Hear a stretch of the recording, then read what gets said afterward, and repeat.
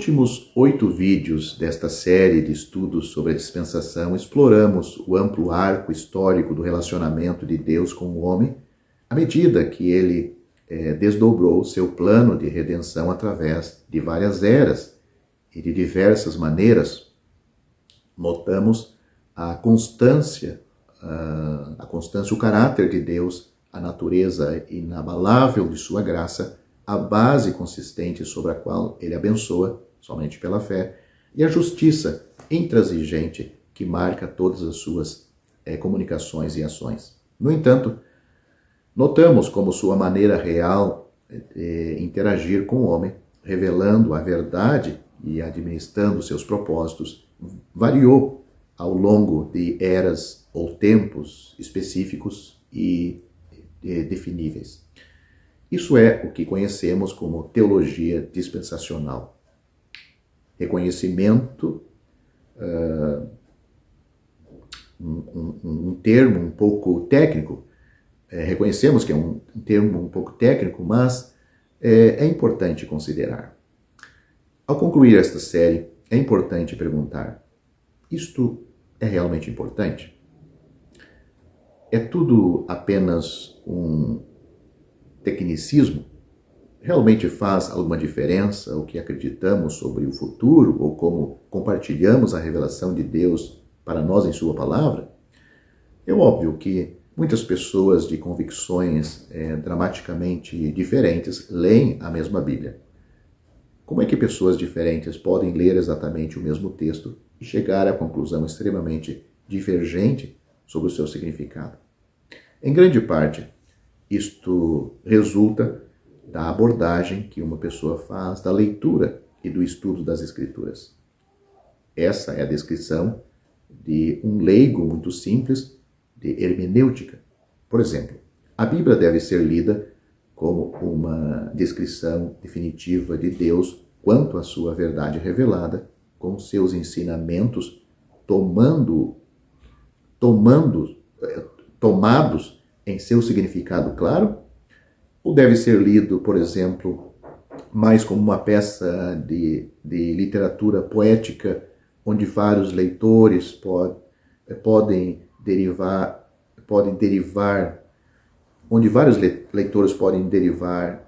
várias interpretações do que leem com base em suas perspectivas pessoais, e o verdadeiro significado do autor está envolto em níveis complexos de nuances espirituais e interpretações alegóricas?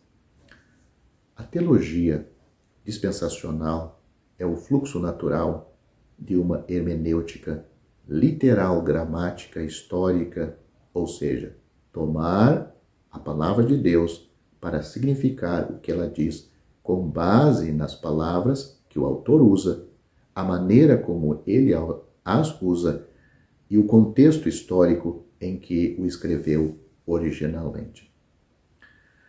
Essa abordagem das Escrituras é criticamente importante, não apenas para a compreensão de eventos futuros, mas para todos os aspectos da revelação bíblica. Por exemplo, ela nos permite descansar com segurança nas promessas claras de salvação e requer que sigamos especificamente os ensinamentos claros das epístolas do Novo Testamento que tratam da conduta pessoal e da prática da igreja local. Adotar uma abordagem dispensacionalista para entender a revelação progressiva da Bíblia produz uma série de implicações práticas muito importantes para nós em nossa caminhada atual com o Senhor. As dispensações são apresentadas de maneira clara para o leitor que faz a sua leitura e estuda a palavra de Deus com atenção e não traz uma teologia de homens. Podemos confiar que quando Deus diz algo, ele quer dizer exatamente o que diz. Por exemplo, quando ele fez promessas a Abraão sobre uma terra e sobre semente, ele as quis dizer exatamente como Abraão as entendia. Quando ele prometeu a Davi que o Messias, Jesus Cristo, viria de sua linhagem e estabeleceria um reino duradouro, ele quis dizer exatamente isto. As profecias do Antigo Testamento sobre o nascimento, vida e morte de Cristo foram literalmente cumpridas. Há todas as razões, portanto, para esperar que todas as suas promessas e profecias ainda a serem cumpridas sejam cumpridas da mesma maneira. Isto nos dá grande confiança de que podemos confiar incondicionalmente no ensino claro da palavra de Deus. Ele nunca vai nos enganar com algum significado oculto que contradiz a promessa clara de sua palavra. Nas Escrituras, há mudanças óbvias na maneira pelo qual Deus interage com a humanidade em diferentes épocas. Por exemplo, ele desceu para caminhar com Adão no jardim. Ele apareceu a um homem chamado Moisés na montanha quando a lei foi dada. Ele desceu em carne e habitou entre nós nos registros dos evangelhos. Está tudo registrado nos evangelhos. Mateus, Marcos, Lucas e João. Ele habita em cada crente agora, nesta era da igreja, através da pessoa do Espírito Santo. E ele virá, o Senhor Jesus virá em pessoa, em uma era vindoura como o Rei dos Reis e Senhor dos Senhores, e reinará em justiça no mundo onde ele foi rejeitado. Da mesma forma, o meio de se aproximar de Deus era muito diferente sobre a lei do que é em nossa presente dispensação da graça.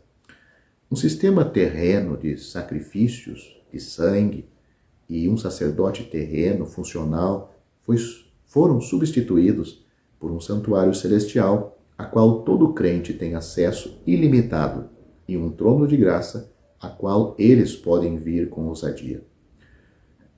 O dispensacionalismo não inventa nem injeta essas diferenças óbvias. Elas já estão lá.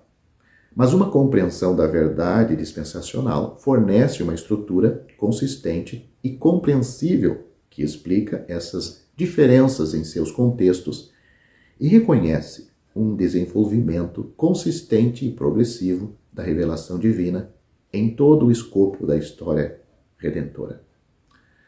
Uma visão dispensacionalista das Escrituras nos permite tornar, literalmente, as promessas específicas do Senhor para o futuro.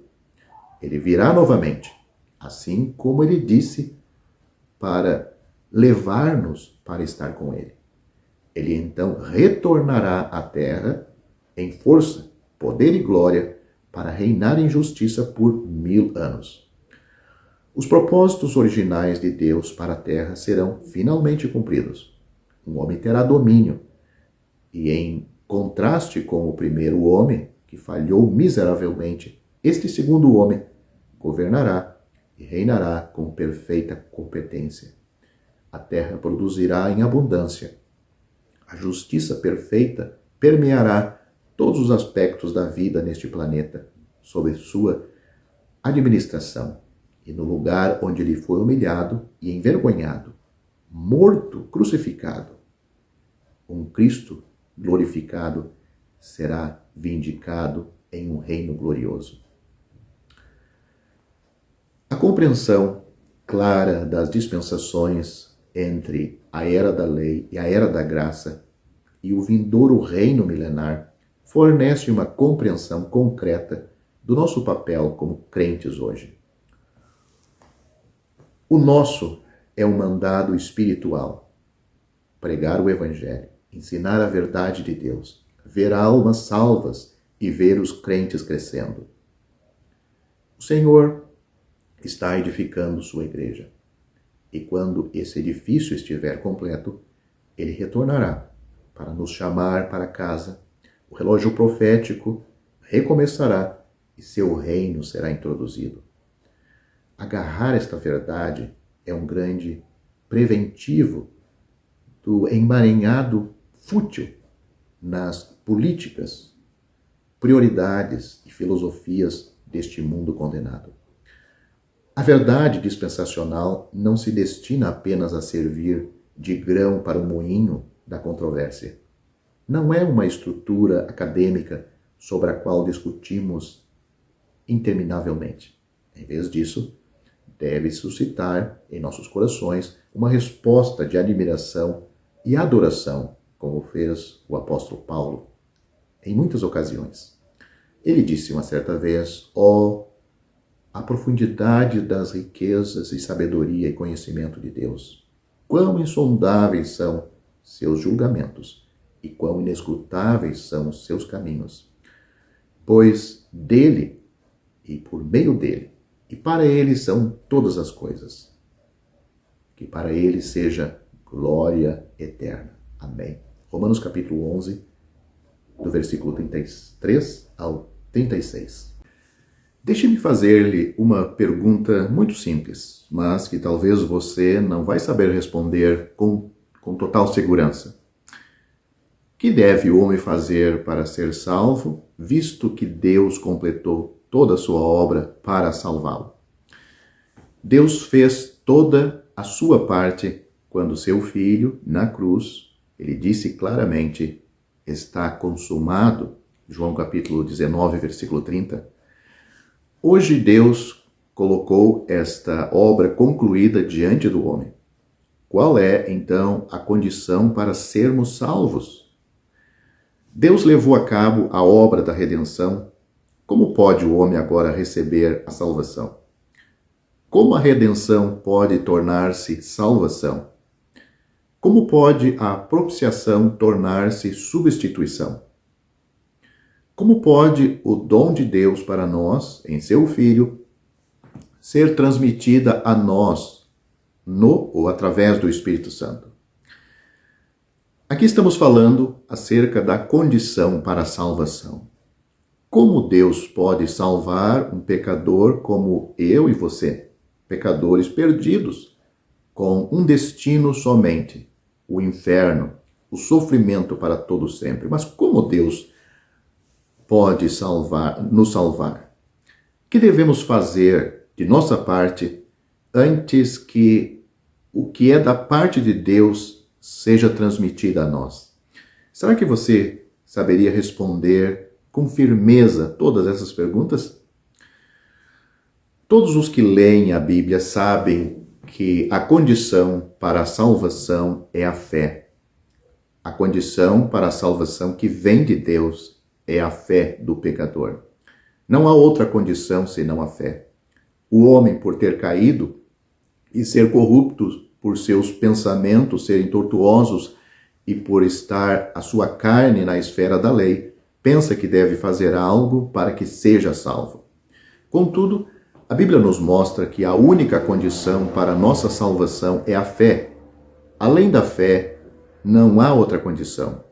O Novo Testamento diz-nos claramente, pelo menos 115 vezes, que quando o homem crê, ele é salvo, tem a vida eterna e é justificado. Quando o homem crê, ele tem todas essas coisas. Somando-se a essa 115 vezes, outras 35 vezes, a Bíblia diz que o homem é justificado pela fé, ou torna-se justo por meio da fé. No primeiro caso, temos o verbo crer. No segundo caso, temos o substantivo fé. O verbo crer é usado 115 vezes. Uma vez que o homem crê, ele é salvo. Você pode conferir um dos muitos versículos em Atos capítulo 16, versículo 31. Uma vez que o homem crê, tem a vida eterna. Também você pode conferir esta verdade em João capítulo 3, versículo 36. Uma vez que o homem crê, ele é justificado. Você pode ler Romanos capítulo 5, versículo 1. Além desses versículos, existe 35 ocorrências em que o substantivo fé é usado. O homem é salvo mediante a fé. Ele recebe vida eterna pela fé e é justificado mediante a fé. Portanto, em todo o Novo Testamento, pelo menos 150 vezes é dito que o homem é salvo, justificado e tem vida eterna unicamente por meio da fé. Não é uma questão de quem a pessoa seja, do que ela faça ou de que possa fazer. Tudo depende do crer. Tudo depende da fé. Outra questão que merece especial atenção é que em todas essas 150 ocorrências da fé e do crer, nenhuma outra condição é adicionada para que o pecador seja salvo por Deus. Esses versículos não dizem que o homem deve crer e seguir fazer algo para receber a vida eterna. Eles não dizem que o homem deve crer e fazer algo antes que possa ser justificado. Tampouco dizem que o homem deve crer e fazer algo antes que possa ser salvo. A palavra do Senhor menciona a fé de uma maneira clara e definida. Nada além é misturada ou vinculada à condição da fé. Portanto, a Bíblia nos mostra claramente que, do ponto de vista de Deus, não há outra condição para a salvação além de crer. Por quê? Porque o homem já está condenado por Deus. João capítulo 3, versículo 17 e 18 mostram esta verdade. A pessoa, o pecador, ele já está condenado, ele precisa ser salvo. Um dos livros mais lidos e apreciados do Novo Testamento é o Evangelho de João. Se alguém o ler cuidadosamente, verá que João escreveu esse livro com o único propósito de dizer-nos como o homem pode receber vida eterna e ser salvo, e como pode ser libertado da condenação. O Evangelho de João menciona 86 vezes que é por fé somente e por mais nada que o homem recebe a vida eterna. É justificado e não entra em condenação.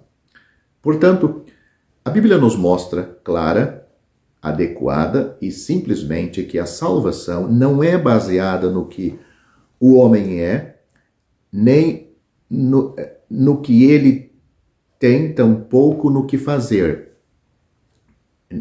Também não é baseada no que ele tem que fazer. A Bíblia nos mostra que quando o homem crê em Cristo, ele recebe. Ele recebe por meio de crer. O Senhor Jesus veio para o que era seu, os judeus, e os seus não o receberam. Mas a todos quantos o receberam, deu-lhes o poder de serem feitos filhos de Deus aos que creem no seu nome, os quais não nasceram do sangue, nem da vontade da carne, nem da vontade do homem, mas de Deus. Esses versículos estão em João, Evangelho de João, capítulo 1, do versículo 11 ao 13. Dissemos que a salvação e a redenção são realizadas por Deus. Mesmo a maneira e o plano para cumpri-las são arranjadas por Deus. Também vimos que a graça é cumprida por Deus por meio do Senhor Jesus Cristo. Temos de lembrar que se do lado de Deus é graça, então do nosso lado deve ser fé para receber esta graça. Se estendo minha mão para dar uma xícara de chá a uma pessoa, ela não pode recebê-la estendendo seus pés? A maneira que os outros utilizam para dar-lhe algo deve ser a mesma que você usa para recebê-lo deles. A maneira de receber deve ser a mesma usada para dar. Se as pessoas o chamam pelo telefone, então você tem de responder usando o telefone. Se ele escreverem uma carta, você tem de receber a carta. A maneira como algo é recebido deve ser a mesma como foi enviado.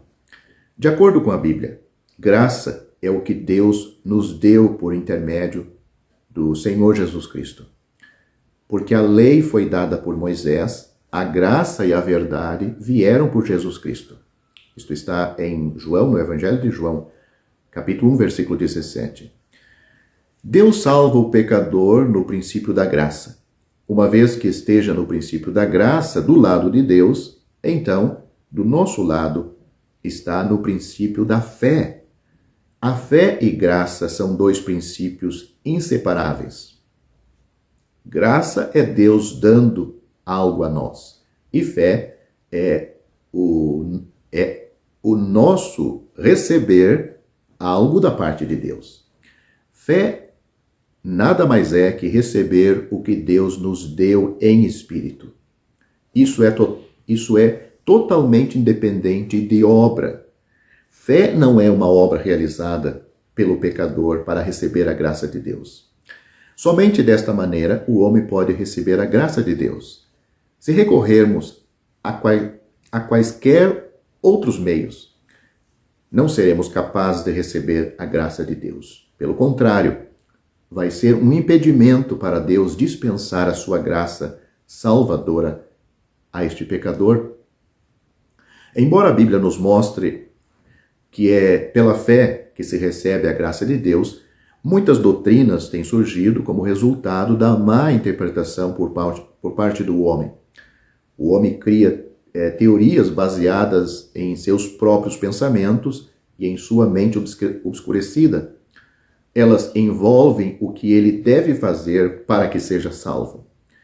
Assim como o homem tem criado ídolos com seu coração tortuoso e os considera deuses, da mesma forma, ele tem estabelecido condições para a salvação com seu coração tortuoso e pensamentos obscurecidos. Por essa razão, devo chamar sua atenção para as diferentes condições que o homem estabeleceu para a salvação e considerar se esses caminhos de salvação são confiáveis ou não.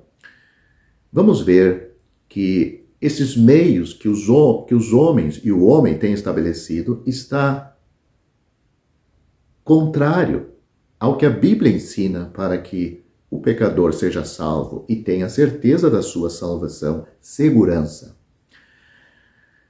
Se o homem não vê a vontade de Deus e não compreende sua palavra, ele não perceberá que a condição para a salvação é a fé, como já dissemos no início do vídeo. Contudo, se o homem vê a luz de Deus e compreende a verdade de Deus, ele não será capaz de contrariar o fato do Novo Testamento de que a salvação é mediante a fé.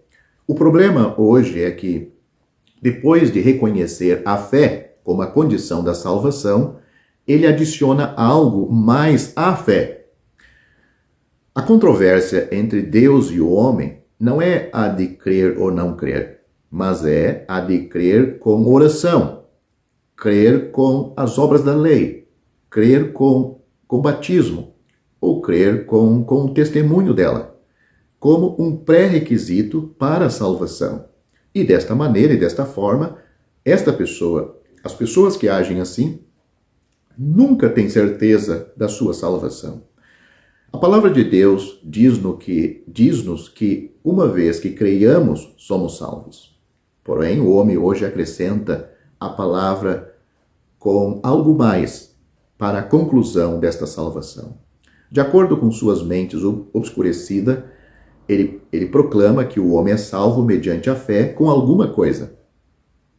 O que iremos considerar não é se alguém pode ser salvo pela fé. Esta questão já está resolvida, pelo menos na Bíblia está resolvida. A questão hoje é se a fé é suficiente ou não. Precisamos adicionar com a fé para que sejamos salvos? Precisamos adicionar alguma coisa à fé para que tenhamos a salvação? A primeira questão é se o homem é salvo por meio da fé com a guarda da lei. A maneira do homem para a salvação é a fé mais o guardar a lei.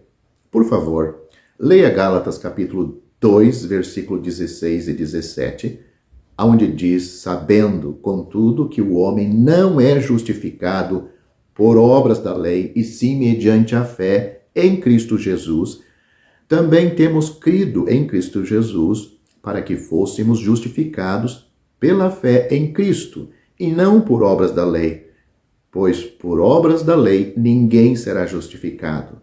Mas se procurando ser justificado em Cristo, fomos nós mesmos também achados pecadores, dar-se-á o caso de ser Cristo o ministro do pecado? Certo que não. Isto é o que diz esses 2 versículos em Gálatas capítulo 2. O livro de Gálatas nos mostra que alguns na Galácia contendiam sobre não ser suficiente o homem ser justificado pela fé no Senhor Jesus Cristo. Ele ainda devia guardar a lei. Eles não estavam dizendo que o homem não devia crer. Eles certamente reconheciam que um homem é justificado em Cristo, mas estavam dizendo que ele ainda precisava guardar a lei. Paulo estava dizendo uma palavra muito dura aqui. Ele estava dizendo que se, enquanto procuramos ser justificado em Cristo, somos achados pecadores, significa que após termos crido no Senhor Jesus, nós ainda não fomos justificados, ainda somos pecadores e ainda devemos guardar a lei para ser salvos. Por exemplo, suponha que eu esteja doente e passe 10 dias sob os cuidados de um médico. Depois disso, porque a doença ainda permanece, tenho de consultar outro médico. Se busco ser justificado em Cristo e ao mesmo tempo tento guardar a lei, significa que ainda sou um pecador e que ainda não fui salvo. Se já não sou pecador, então nunca mais deveria guardar a lei para ser salvo. Se ainda sou pecador, Cristo é ministro do pecado? Paulo perguntava: se ele não era justificado depois de ter crido no Senhor Jesus, aquilo significava que Cristo era um ministro do pecado. A resposta é: de modo nenhum. No Novo Testamento, Paulo disse de modo nenhum muitas vezes. No grego, essa é uma expressão peculiar. É traduzida na versão King James, Bíblia inglesa, como Deus não permita. É equivalente à expressão, ou dizer a expressão, os céus não permitam. Uma palavra muito forte. Isso significa que até mesmo os céus rejeitariam esta ideia. Não há razão debaixo do sol para que isso suceda. Portanto, está claro que o homem não pode ter fé em Jesus para ser salvo e, ao mesmo tempo, guardar a lei para completar esta salvação ou para assegurar esta salvação. O que Deus declara na Bíblia é que fé no Senhor Jesus é o suficiente para que este pecador seja salvo e tenha certeza disto e descanse eternamente nesta obra que Cristo consumou para lhe salvar. Em Romanos capítulo 3, Paulo fez outra afirmação clara. O versículo 28 diz: concluímos, pois, que o homem é justificado pela fé, independentemente das obras da lei. Essa é uma afirmação conclusiva. Agora, é uma questão de fé.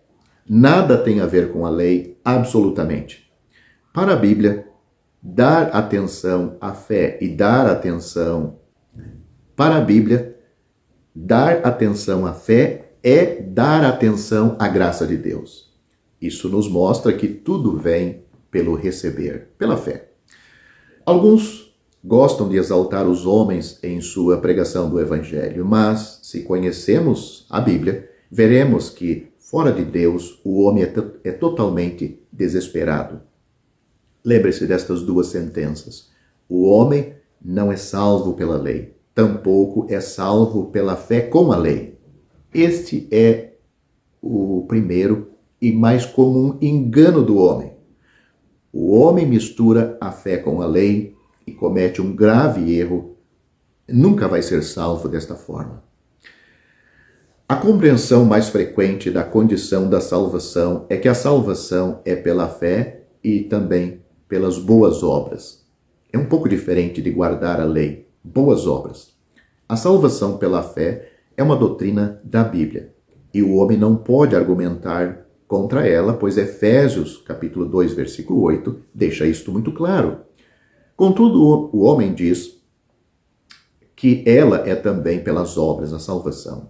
Consideremos algo vamos considerar agora o que a Bíblia diz sobre o assunto. Frequentemente somos brandos e complacentes em nosso falar, mas a Bíblia não é branda no seu falar. Ela é muito precisa, muito clara. Efésios capítulo 2, versículos 8 e 9 dizem: porque pela graça sois salvos mediante a fé. Isto não vem de vós, é dom de Deus. Não de obras, para que ninguém se glorie. Esses são os 2 versículos de Efésios capítulo 2. Aqui a Bíblia nos diz que a salvação é absolutamente pela graça e mediante a fé. A palavra mediante significa através da fé.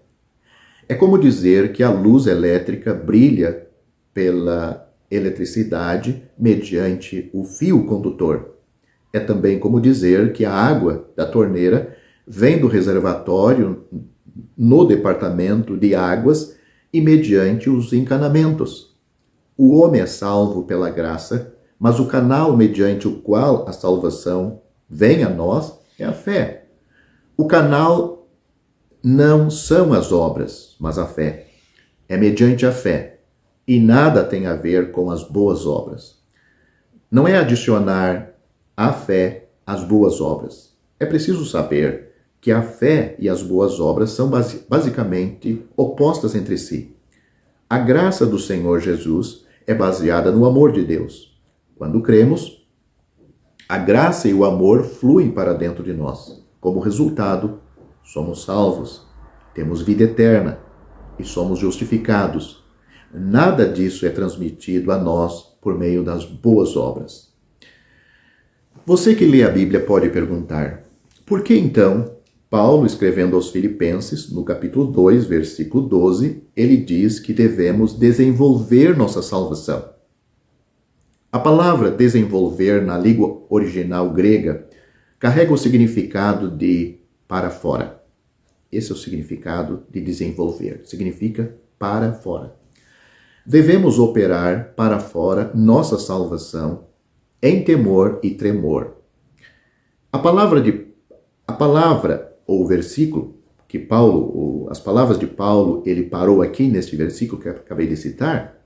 Se tivesse parado aqui, não saberíamos o que ele quis dizer. O que se segue é o versículo 13, que diz o seguinte: porque Deus é quem efetua em vós tanto o querer como o realizar, segundo a sua boa vontade.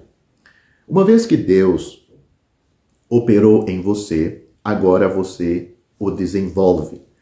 Se Deus não operou em nós, não temos como operar para fora.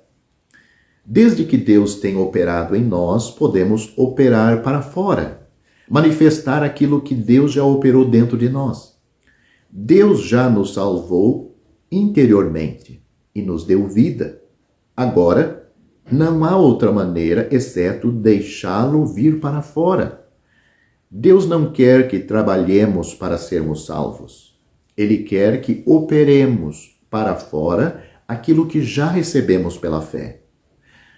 Portanto, essa não é uma questão de salvação ou perdição, vida eterna ou morte eterna. Essa é uma questão de se alguém recebeu ou não recompensa. Esta é uma questão de que se alguém recebe ou não recompensa após a sua salvação. As obras que esta pessoa está fazendo agora são obras de uma pessoa já salva. Deus já operou em você, levando-o a querer e realizar pelo seu bom prazer. Portanto, você tem de desenvolvê-la. Esta é a condição adequada de um cristão.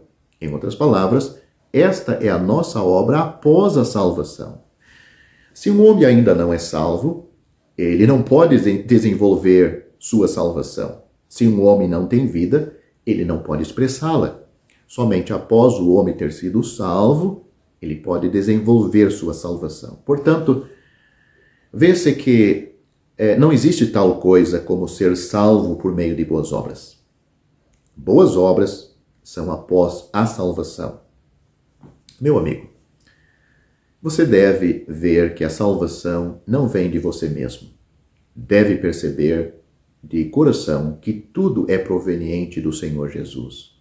A fé não é uma virtude. Fé é simplesmente receber o que Deus tem oferecido gratuitamente.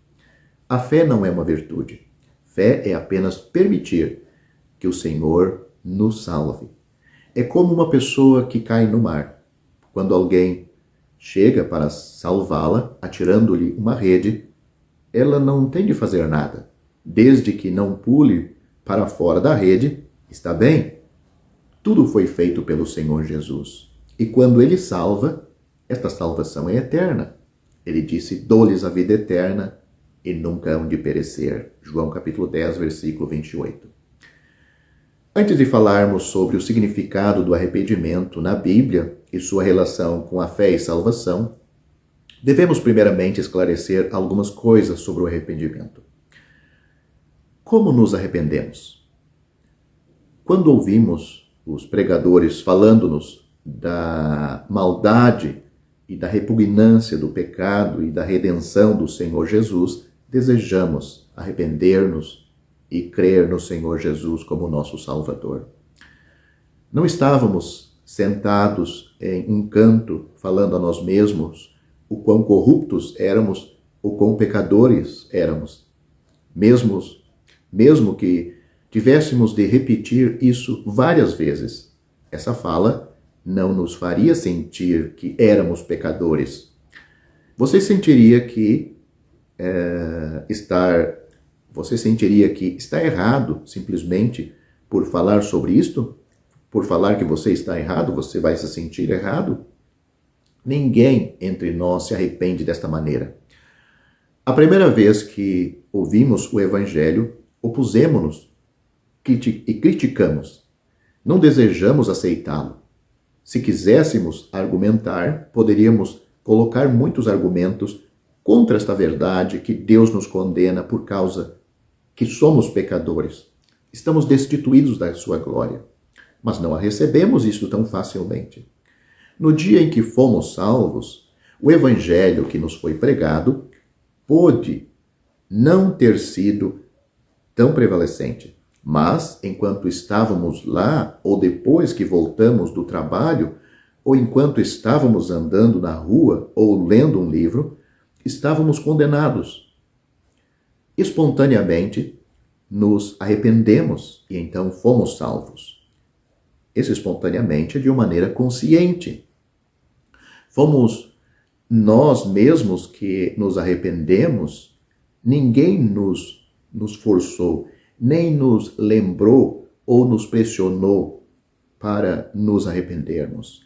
Foi Deus quem nos deu arrependimento e fomos nós que dissemos, eu me arrependo. Portanto, isso é obra de Deus. É por isso que a Bíblia diz que o arrependimento é dado por Deus. Em Atos capítulo 11, depois que Pedro pregou o evangelho na casa de Cornélio, os irmãos judeus o reprovaram por ir à casa de um gentil. Pedro, então, relatou-lhes como pregou o evangelho para Cornélio, o gentil, e todos aqueles gentios que estavam na casa dele.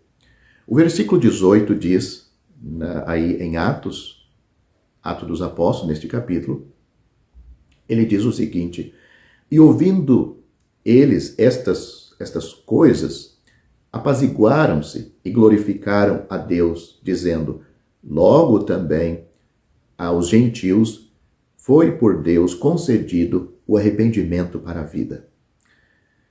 Perceba que Deus deu aos gentios arrependimento para a vida. Portanto, vemos que arrependimento é parte da graça de Deus e parte integrante da salvação de Deus. É algo feito por Deus. Por um lado, o homem não é salvo por meio do arrependimento, mas pela fé. Essa é a verdade mostrada a nós pelo Evangelho de João e pelas epístolas de Romanos e Gálatas. Não podemos equivocar-nos a este respeito. Mas, por outro lado, sem arrependimento, um homem não pode crer. Então, em nossa pregação, muitas vezes falamos às pessoas para se arrependerem. E é uma verdade. Isso não significa que só o arrependimento nos salvará? Pelo contrário, significa que o arrependimento produzirá fé. Se um homem não se arrepender, não será capaz de crer. A verdade de Deus vem para convencer o pecador que ele está perdido, totalmente arruinado e que existe a necessidade desta operação de Deus nele para o arrependimento dos seus pecados. Mas arrependimento não é obras. Não é uma obra que ele faz. A Bíblia diz que o arrependimento é dado por Deus. Deus nos fala para nos arrependermos. Não é que sentamos em um canto pensando que devemos arrepender-nos, que temos de odiar nossos pecados e julgar-nos. Temos de perceber que ninguém pode fazer isso. Sinto dizer que ninguém em todo o mundo consegue fazer isto. Mesmo se alguém fosse capaz de fazer isto, não teria nenhum valor. Arrependimento é um dom de Deus. Mesmo nos evangelhos, quando o Senhor Jesus veio para pregar o evangelho, ele não somente pregou o perdão, mas também pregou o arrependimento. Lucas capítulo 13, ele disse: se não se arrepender, todos de igual modo perecereis. Ele é o único que nos capacita a arrepender-nos. Os que se arrependem são os cristãos e os salvos. Se você que me ouve, ou melhor dizendo, talvez vocês que me ouvem, se não foram salvos e não sabem como receber a graça de Deus, temos de dizer que Deus deseja dar-lhes graça. Ele deseja dar-lhes arrependimento. Ele os está conduzindo à salvação por meio do arrependimento. Finalmente, existe um versículo que mostra-nos que é a bondade de Deus que nos conduz ao arrependimento. A última parte de Romanos capítulo 2, versículo 4 diz: a bondade de Deus é que te conduz ao arrependimento. Ou seja, esta salvação que Deus oferece é uma obra de Deus no pecador, na alma do pecador, no coração do pecador. E o pecador deve ouvir o Evangelho, deve ler a palavra de Deus. Mas isto também não é suficiente. Estas são informações que ajudam o pecador a saber como ele ser salvo. Porque a pessoa, às vezes, confia muito, até mesmo na sua Bíblia. Ele guarda a sua Bíblia com tanto carinho e acha que este livro, sem dúvida, santo, é a palavra de Deus, mas ela não salva o pecador. Quem salva o pecador é o que a Bíblia aponta. A Bíblia aponta uma pessoa. O Senhor Jesus Cristo disse uma certa vez: na verdade vos digo, quem ouve a minha palavra, muito bom, mas não para aí. Quem ouve a minha palavra e crê naquele que me enviou ele com um propósito. Crê naquele que me enviou, tem a vida eterna. Não entrará em condenação, mas passou da morte para a vida. Eu termino esse vídeo deixando esse assunto em suas mãos. Para você ser salvo, é um ato de fé em Cristo. Porque nele, foi ele que morreu por nós. Foi ele que derramou seu sangue. Foi ele que entregou a sua vida santa. Porque Deus prova o seu amor para conosco, em que Cristo morreu por nós, sendo nós ainda pecadores. Para você ter os benefícios da salvação, que livra você do inferno e garante a sua entrada no céu, você tem que receber esta pessoa. Pois debaixo do céu, em nenhum outro há salvação. Porque também debaixo do céu, nenhum outro nome há dado entre os homens pelo qual devamos ser salvos. Só por Jesus é que nós somos salvos. A Bíblia diz: crê no Senhor Jesus Cristo e você será salvo. Atos capítulo 16, versículo 31.